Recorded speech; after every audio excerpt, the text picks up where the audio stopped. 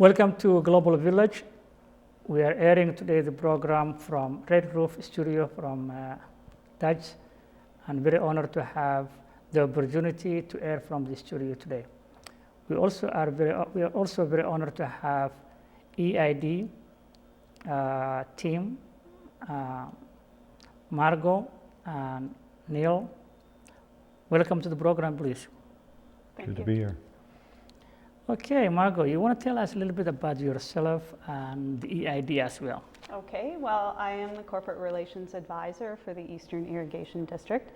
The Eastern Irrigation District is a farmer-run organization. It's legislated through the Irrigation Districts Act through the province of Alberta to operate. Its primary mandate is to deliver irrigation water to the agricultural producers in this area surrounding brooks within the county of Newell. Wow. Okay, that's great. Neil, you want to tell us a little bit about yourself and what you do for EID? Well, right now I don't do much for the EID. I'm a former board member. Was on there for 20 years. Wow. Currently running my own farm, which I always did, and I've been involved in agriculture in this area my whole life. Wow. So what kind of agriculture? Through the course of it all, everything, from cattle to now it's cash crop, but a little bit of everything. A little bit of everything. Yeah. Is it within this vicinity or? All within the county of Newell and the EID, some grassland that we used to manage in other areas, but mostly within the EID has been the prime focus of our agriculture. Okay, Margot, the EID, you mentioned that was formed sometime long time, and their prime mandate is to deliver water to the irrigation system of the farm. That's right. So how far do they reach? Is it all the county? Is it? The administrative boundaries of the Eastern Irrigation District are essentially the same boundaries as the county of Newell. Mm-hmm. So we are about 1.5 million hectares, so we're quite large. Mm-hmm. Within that, we have private property that is owned by the EID itself. That amounts to about 600,000 acres. Mm-hmm. Most of that is in native prairie rangeland. And then the balance of the land within that area is owned by operators like Neil, family farms, and corporate farms. And it's cultivated or it is still in grasslands for those cattle producers in the area that haven't cultivated their lands. So what happened then prior to the EID? What was the delivery system of the water before the EID? Before the EID, the CPR actually owned and operated the irrigation system in this area. So in 1914, the CPR finished the construction of the Bazzano Dam, which is located just outside the town of Bazzano here, as well as a number of canals, the Brooks Aqueduct, and it was all quite an extensive plan to bring water to this area so that the CPR could then settle this area with homesteaders back at the turn of the century. So when you say CPR, you're referring to? The Canadian Pacific Railway. Okay.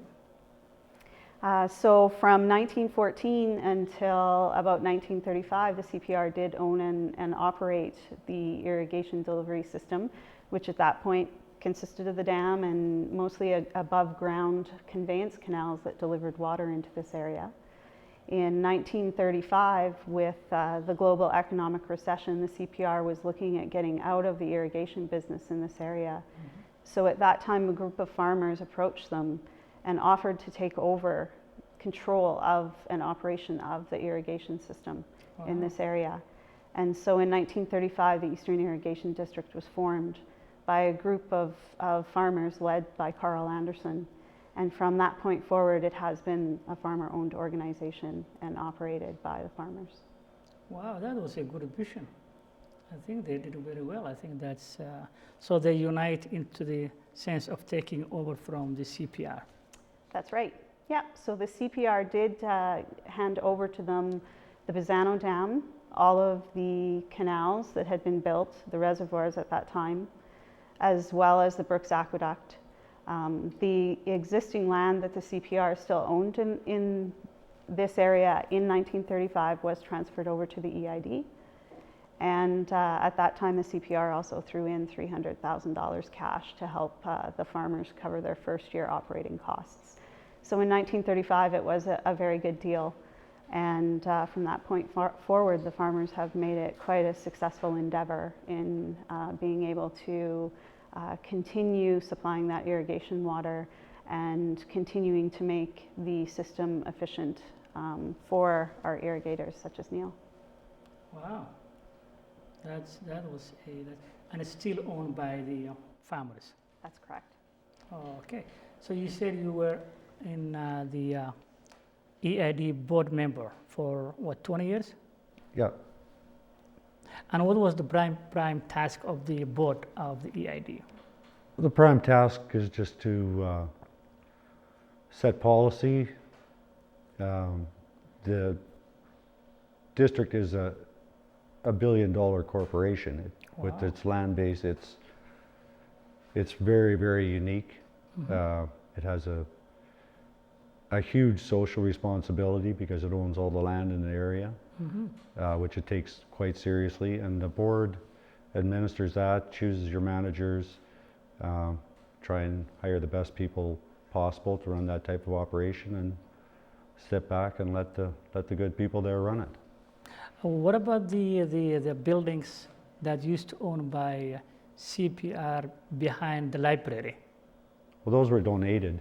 Oh, they were donated. Yeah, as the district grew, the board at that time chose to give that building to the town or sell it to the town, and then moved on to new offices.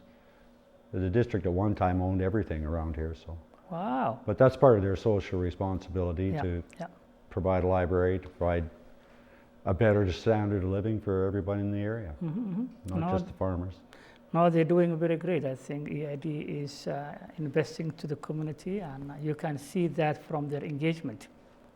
Yeah, well, that was always it was, and I think still is, a pretty strong mandate of any board that's there.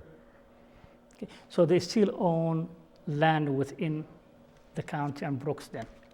They're the biggest landholder in the county. Wow. The district is a huge landholder. Like Margaret was referring to there, they own 600,000 acres of native grass, which is a tremendous asset because the district generates revenue off surface lease, which makes this one of the prime irrigation districts in North America.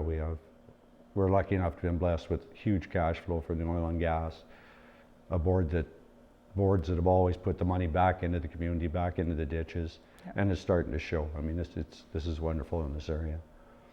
No, I think that has been hard working through many people in the EID and their vision at the time, which is a great vision because we have oil and gas and then we have agricultural. Yeah. So The two go well together.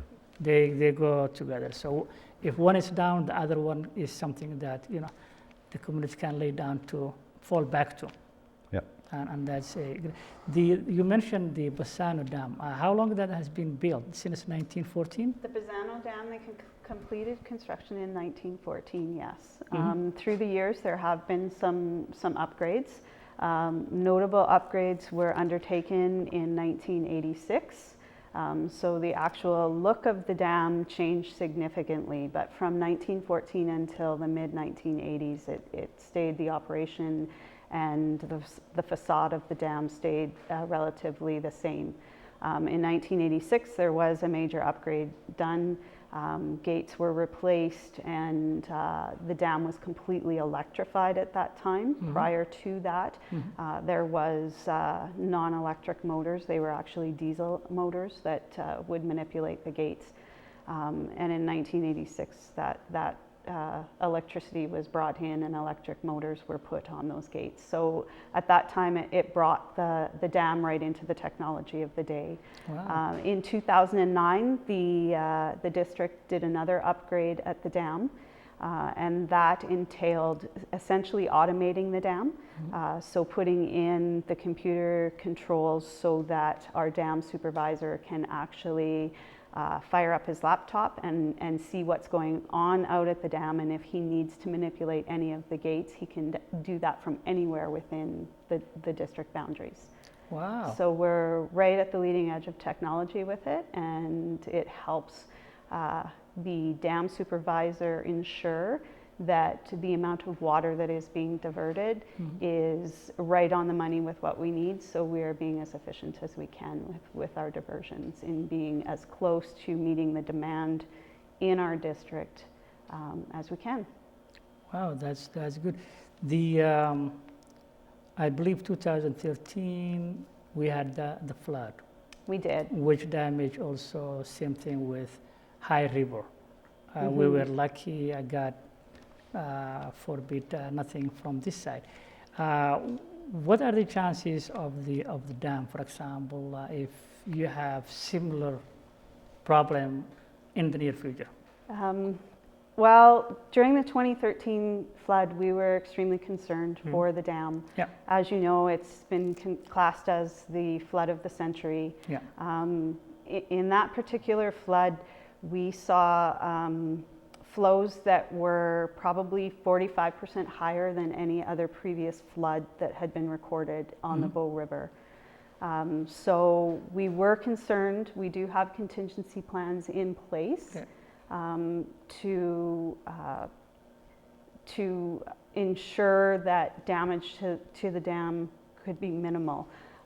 We did come very close to putting those emergency provisions in place, and what it would entail is on the dike that is associated with the dam upstream, we would have had to puncture out that dike to kind of create an emergency spillway upstream of the actual dam.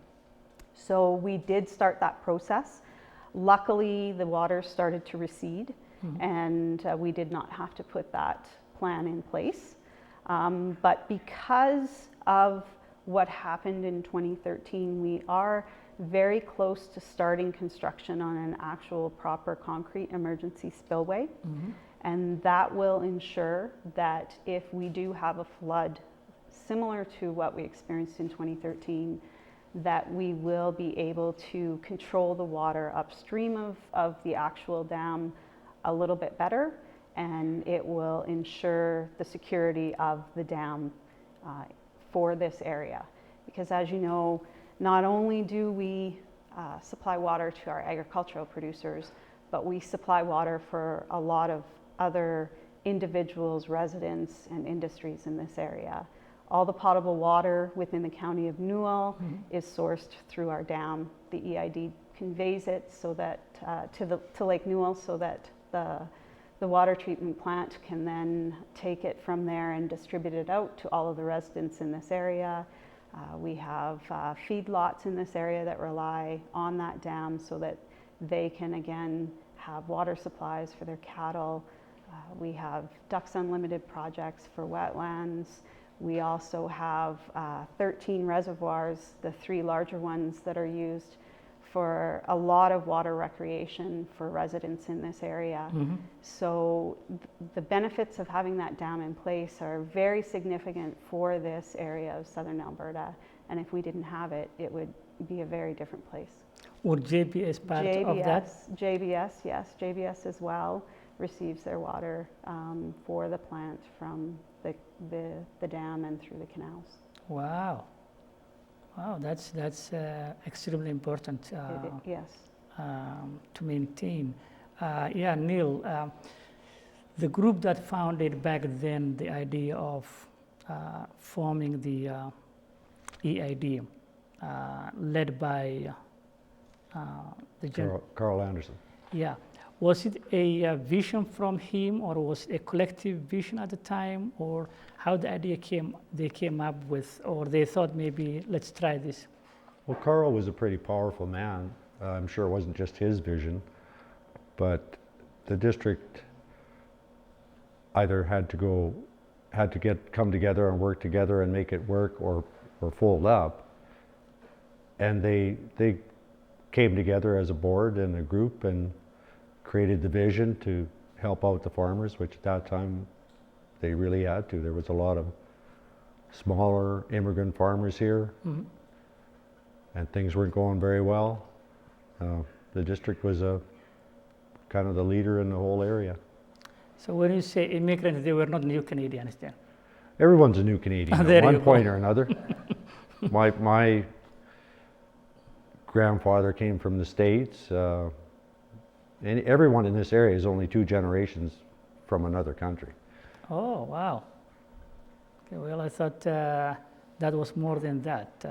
1900, 2-3 generations would catch everybody. The people from this region. Yeah, Oh, okay. Not all Alberta then. not all Alberta, no. Okay. Okay. Wow. That's a. So was he from Scandia? He was from Nebraska. He farmed in Scandia. Actually, he was my grandmother's cousin. Okay. They came from a place called Hershey in Nebraska, and came here I think he came in 1918, 1920. Wow. So he was original American then. He moved Yeah. from the States.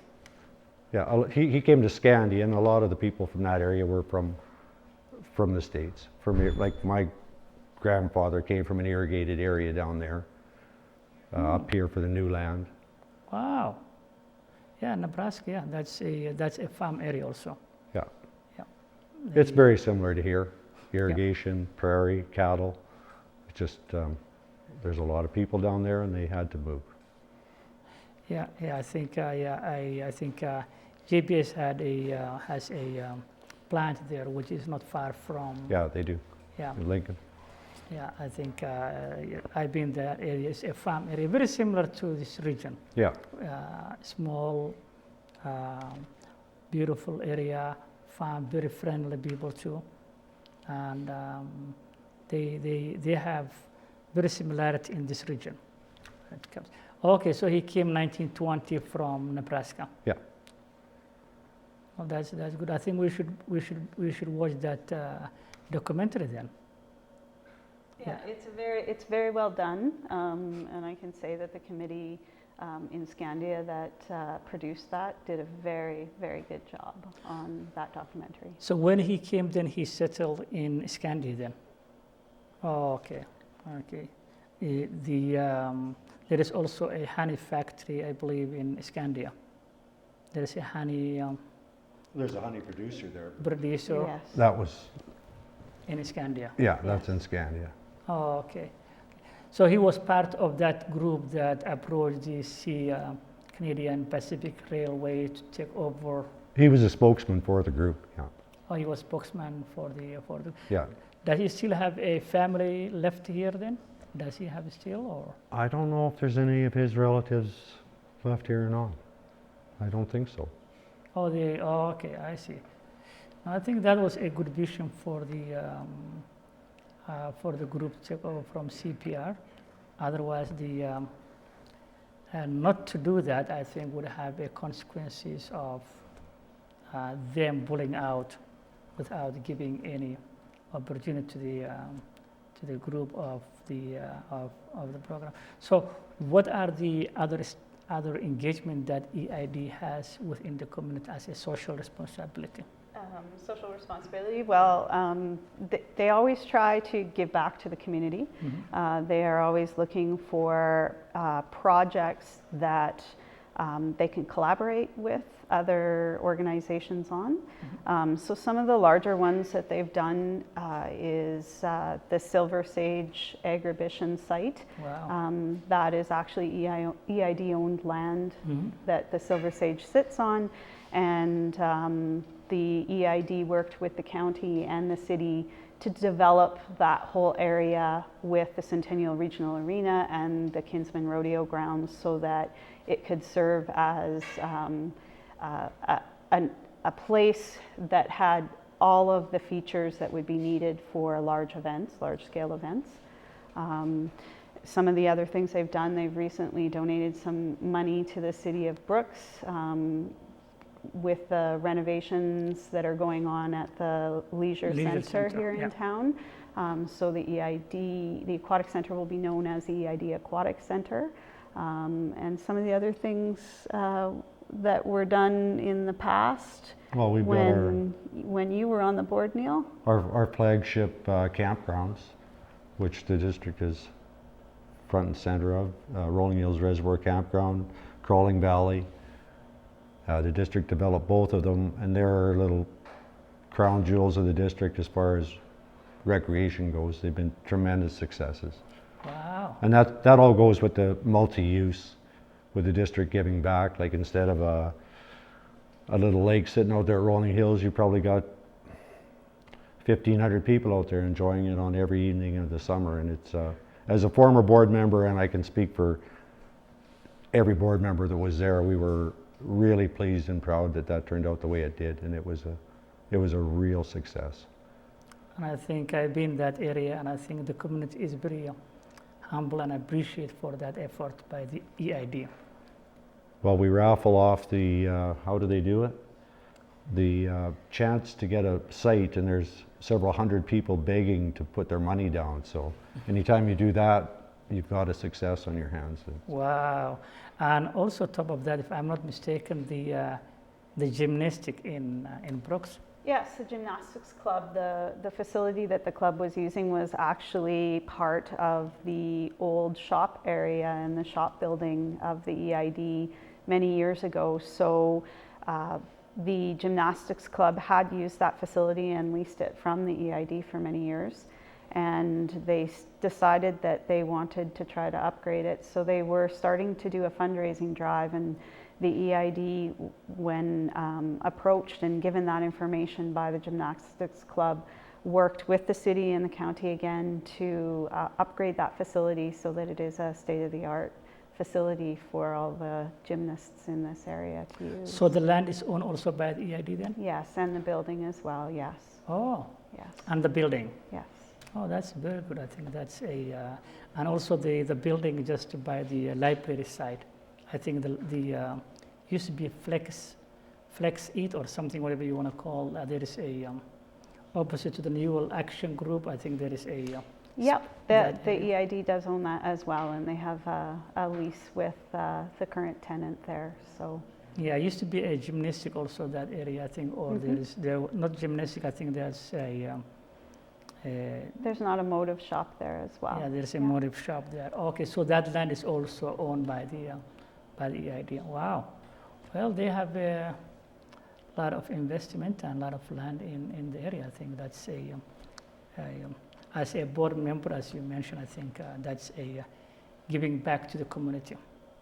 And that's a social responsibility, as a corporate social responsibility. So is it every 3 years they're board members or they have? Board members are on 3-year terms. Okay. Every 3 years, a 7-man board. Wow. Which is, it works pretty good. You get representatives from each area, so you have a broad opinion from every area. Everyone is represented, and they have their meetings once a month, and seems to run fairly well. Is it all consist from Brooks area or the whole? The whole area. The district's divided into 7 areas, 1 rep from each area. Oh, okay. 7 divisions. Is it elected or selected? No, they're elected. Oh, yeah. Elected by the people. By the water users. Okay, so there is election process then. Yep. Okay, each from one side of the 7. This 7.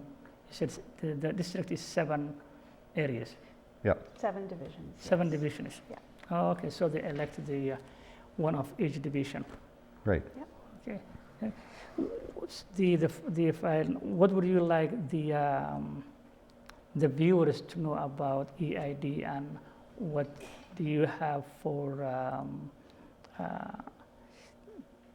students, for example? Do you guys have students to be come summertime and then give them some opportunity? Yeah, actually, we hire probably about 20 to 25 students in the summer. A lot of those students will work within our construction pool, During the summer months, there's always buried water pipelines that need to be fixed, and there is some rehabilitation that does go on during the summer on some of our drains and things like that. So I'd say the majority of those students are working in a labor capacity within the construction pool, but we do hire individuals to work out at our Rolling Hills Reservoir Campground, as well as our Habitat Development Program, which that's a program that works with our irrigators to plant trees and shrubs to replace those trees and shrubs that might have to be removed when we are doing our rehabilitation activities. So when we are replacing canals with buried water pipelines, or we have to go back in and re-slope and re-armor our canals, sometimes we're doing a lot of damage to that naturalized vegetation. So that habitat program actually helps to replace that on our irrigators' private lands. Wow, wow, that's so. How would the students apply? They just apply during the summertime to EID? Yeah, usually there is a posting that goes out in the local papers. So if they keep their eyes open, then there is a call for applicants, and there is obviously an interview process that you have to go through. Good, no, that's good. So what would you like to say to the viewers in terms of the EID water? Keeping the water, the taps, or the viewers? What would you like to tell them? Well, just that water, fresh water on the planet is an extremely rare commodity in some areas. It's beginning to get that way here. And every year the district becomes more efficient. We're irrigating twice as many acres now with the same water that we had in 1935. To preserve that resource, grow more with less. They're doing an excellent job of that. And people don't realize when you just come into Brooks and into the area what it would be like without the district here. Like, just imagine no trees. The drive between Brooks and Medicine Hat would be typical. There'd be nothing here but prairie, a few gas wells. It's a miracle is what it is. It's really a miracle out in the middle of nowhere. You said that you hit the nail on the head, I think, and people are listening. Same thing with Margot. You want to give your final thought of that water stuff? Final thought, I think I'd have to agree with Neil. Okay. The EID does put a lot of money into their rehabilitation program, and I think that's very important. But the farmers of the area also put a lot of investment into making sure that they are increasing efficiencies in their operations by installing more efficient irrigation systems. And I think that the farmers of this area really deserve a kudos for doing that. Well, there you go. I don't have a hat, but we take our hats off for the well done job by the EID. And thank you very much. And we are very honored to have both of you. And I will hope to have you sometime in the near future. And thank you very much. We appreciate as a new Canadian. Welcome to Brooks again on account of Newell. Thanks, Margot. Thank you very much. Yeah, this is the end of the program. Thank you very much for joining us, and I hope you will join us next time. Until then, I'm Kasim from Red Roof Studio from Dutch. Take care. God bless you all.